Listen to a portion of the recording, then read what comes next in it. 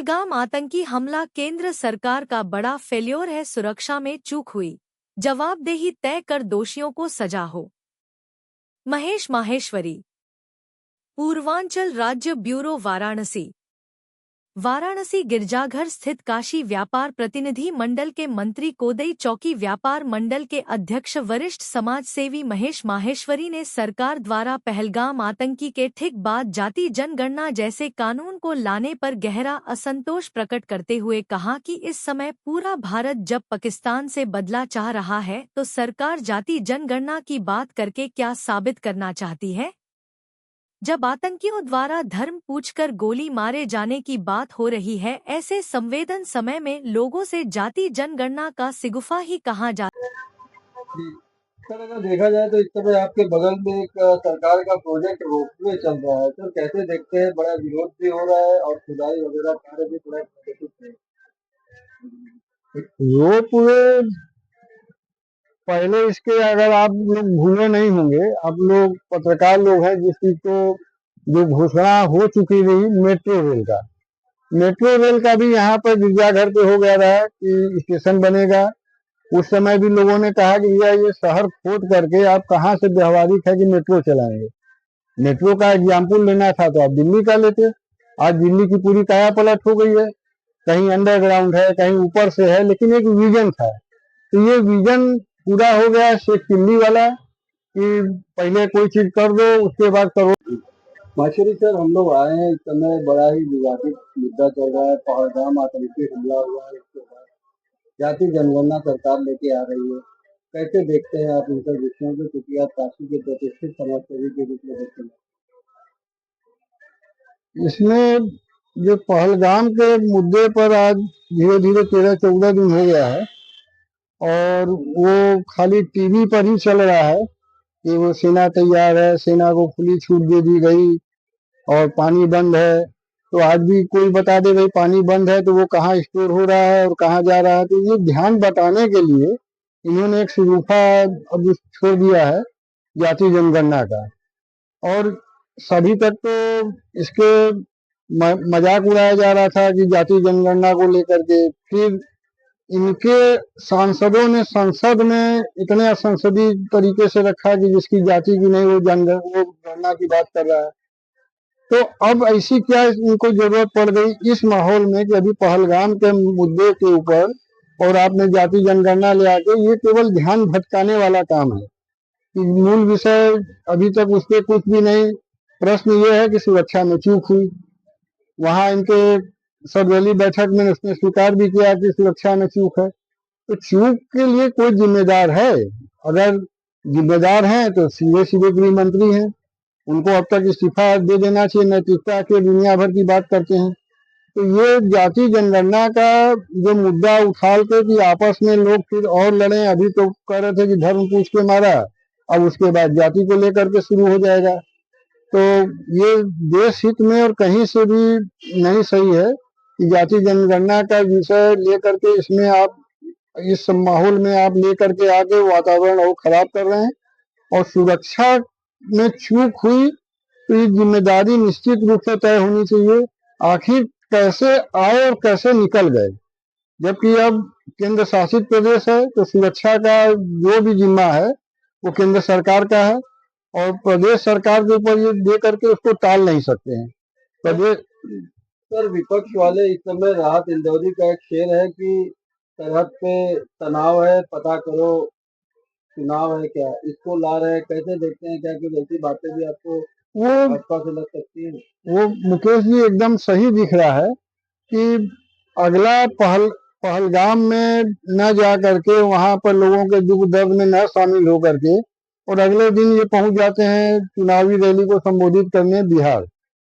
और कहने को तो है कि योजनाओं को लोकार्पण है, सब है, लेकिन जिस ढंग से बैठ करके वहां नीतीश कुमार के साथ हंसी ठिठोली कर रहे थे, देश में शोक का वातावरण है, आपको केवल चुनाव दिख रहा है और वहां जा करके पता नहीं किसको अंग्रेजी में पूरा समझा रहे थे।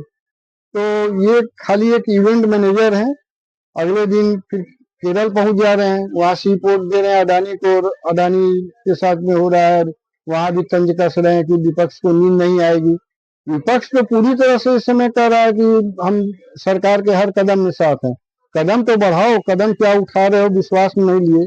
सर्वदलीय बैठक में आप नहीं पहुंच पाए, जबकि आपको हेड के नाते वहां पर बिल्कुल मौजूद रहना चाहिए था। तो ये केवल ध्यान बटाने का ही काम हो रहा है। विवाद चल रहा है, गायिका है नेहा सिंह राठौर, वो सरकार से कुछ गाना गा के सवाल पूछती है, उसके ऊपर बड़े एफआईआर दर्ज हो गए। लोग कह रहे हैं कि ये अभिव्यक्ति की स्वतंत्रता की बात है। ये कैसे देखते हैं? ये नहीं, बिल्कुल गलत हो रहा है। और जो हमारे जैसे सामान्य आदमी भी जान रहे हैं, उस एफआईआर में राष्ट्रद्रोह, देशद्रोह ऐसा कुछ भी नहीं है। और अगर उनसे सवाल पूछा जा रहा है तो ये कहाँ से देशद्रोह हो गया। और सवाल तो पूछे जाएंगे, अगर आपके पास जवाब नहीं है तो आप कह दीजिए जवाब नहीं है। और सबसे बड़ी बात है कि इनके जो ट्रोलर हैं वो महिला सम्मान की बात करते हो और उनके लिए इतनी अभद्र भाषा का प्रयोग कर रहे हैं। हम लोग भी सोशल साइट पर हैं, देख रहे हैं, एकदम एकदम निहायत अनुचित है। लेकिन ये बस है कि महिला सम्मान की खाली भी बात हवा हवाई है। नेहा सिंह राठौर का कोई भी जो सवाल सरकार से है वो कहीं से अगर गलत है तो बताएं, और एफआईआर कानूनी उस पर भी ठहरेगी नहीं, क्योंकि कहीं से भी उसमें कोई जो एफआईआर है कि बस एक लिखाना है, सरकारी तंत्र है तो आप उस पर दबाव दे करके कर लें। लेकिन ठीक है, वो अब उसका दूसरा प्रभाव ये है कि काफी लोग मुखर होकर के कह रहे हैं, और जो लोग उल्टे सीधे ढंग से उस पर आक्षेप लगा रहे हैं नेहा जी पर, वो अब एक बहुत बड़ी तादाद आ गई है जो मुखर होकर के ऐसे लोगों को भी भला बुरा कर रही है। सर, इस समय बनारस में एक विवाद चल रहा है दाल मंडी चौड़ीकरण को लेकर के। कुछ लोग अभी गए थे, अखिलेश यादव से भी मिले हैं, और ये चौड़ीकरण के बीच में 6 ऐतिहासिक मस्जिदें आ रही हैं, जिनसे लोग बता रहे हैं कि गंगा जमुनी तहजीब का अस्तित्व है। कैसे देखते हैं चीजें? वो तहजीब को जो रहा है शुरू से कम हम लोग अपने बाल्यकाल से लेकर के अभी तक में हम लोग शिव बरात समिति का आयोजन करते हैं। उसमें शुरू में ही माई डियर थे मुस्लिम, उनको सब हल्ला बनाते रहे। मौजूदा समय में व्यापारी नेता बदरुद्दीन अहमद है, साड़ बनारसी दूल्हा बनते हैं, बदरुद्दीन अहमद बनते हैं, सब हल्ला। अमरनाथ शर्मा जी डैडी वो भी रहते हैं। तो ये गंगा जमुनी तहजीब को खत्म किया जा रहा है, और ये ध्रुवीकरण केवल करके हिंदू मुसलमान का। लेकिन क्या वहां पे व्यापार हमारे हिंदू भाई नहीं कर रहे हैं? व्यापार पर आग लगेगी तो तुम्हारी भी जग में आएगी। जैसा रात इंदौरी में कहा रहा, खाली हमारा ही मकान थोड़े ना है। और जहां तक अगर रास्ता चौड़ीकरण का है, तो आप देख रहे हैं इस समय शहर को इन्होंने खोद करके सत्यानाश कर दिया है। गदौलिया पर आप कह रहे हैं कि हम उसमें रोपवे लाएंगे। ये मोहम्मद तुगलक टाइप योजना है, जिसका कहीं से कोई जमीनी धरातल से मतलब नहीं है। अब आप देख रहे होंगे इस समय गदौलिया गिरजाघर, और जो अभी हाल में 2 साल पहले कॉरिडोर के नाम पर ढलवा सड़क बनी रही, उसको ड्रिल मशीन लगा करके पूरा तोड़ फोड़ करके बराबर कर दे रहे हैं। तो जिधर से रास्ता है उधर आप नहीं देख रहे हैं। अब आप कह रहे हैं खाली वो ध्रुवीकरण करने के लिए कि हम दाल मंडी से रास्ता निकालेंगे। तो शासन के बल पर करते हैं तो किसी समय प्रेशर कुकर है, आप जानबूझ करके निमंत्रण दे रहे हैं। जब रोजी रोटी और सब पे बन जाएगी तो आदमी किसी हद तक आता है, फिर आप वही कहेंगे कि सरकारी उसमें काम में बाधा का। तो दूसरा पक्ष है कि दाल मंडी के अपोजिट फिर ठठेरी बाजार है, उधर से भी एक रास्ता निकाल दीजिए घाट की तरफ से, वो भी इतनी 40 फीट चौड़ी सड़क, तो उसका आपके पास कोई योजना है नहीं। तो बिल्कुल तरह से ये आपस में बांटने का, गंगा जमुनी तहजीब को नष्ट करने का है, और कोई ऐसी आवश्यकता नहीं है। ठीक है, अगर वहां पर अतिक्रमण और वो है तो आप उसके लिए बराबर कार्रवाई करिए। रोजी रोटी और वो तोड़ करके और आप उसको निर्माण करना है तो निर्माण तभी होता है जो रचनात्मक हो। विध्वंस करके निर्माण करना है तो अभी गदौलिया आप देख रहे हैं एकदम शर्मनाक स्थिति में है। शहर स्मार्ट सिटी है, यहाँ के जनप्रतिनिधि नहीं बोल रहे हैं, और जनता आपका केवल हर दिन एक एक दिन बिता रही है। इतना बेहिसाब हो गया गदौलिया पार करना, तो उधर का रास्ता आप ठीक करिए।